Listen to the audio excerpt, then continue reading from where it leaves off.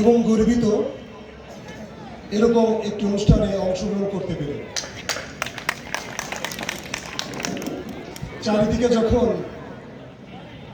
মাদকের করাল গ্রাসে আমাদের যুব সমাজ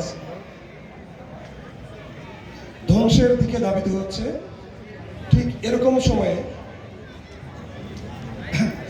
আয়োজক কর্তৃপক্ষ যিনারা আছেন এরকম একটি টি-20 ক্রিকেট টুর্নামেন্টের আয়োজন করে আমি মনে করি তারা একটি অনবদ্য ভালো কাজ করেছেন। আমি অন্তরের অন্তঃস্থল থেকে তাদেরকে ধন্যবাদ জানাই।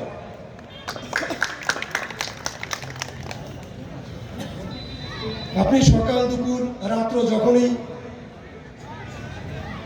বাইরের পরিবেশ দেখেন না কেন, সবাই বিভিন্ন মোবাইল গেমে আসক্ত।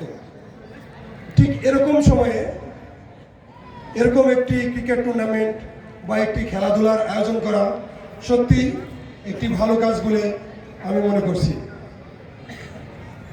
আমি চেষ্টা করব ব্যক্তিগতভাবে বেশিরভাগ খেলায় দর্শক হয়ে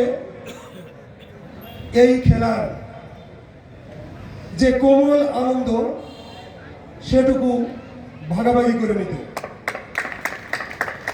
সম্মানিত অতিথিবৃন্দ, সম্মানিত এলাকাবাসী, সম্মানিত উপস্থিতি, আপনারা প্রতিদিন এই খেলা দেখার জন্য আসবেন। আমাদের আইন শৃঙ্খলা বাহিনী আপনাদের সাথে থাকবে, আপনারা সার্বিক সহযোগিতা করবেন।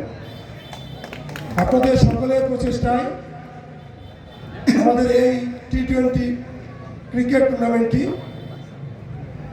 সাফল্যমণ্ডিতভাবে অত্যন্ত সার্থকতার সহিত শেষ হবে বলে আমি মনে করি।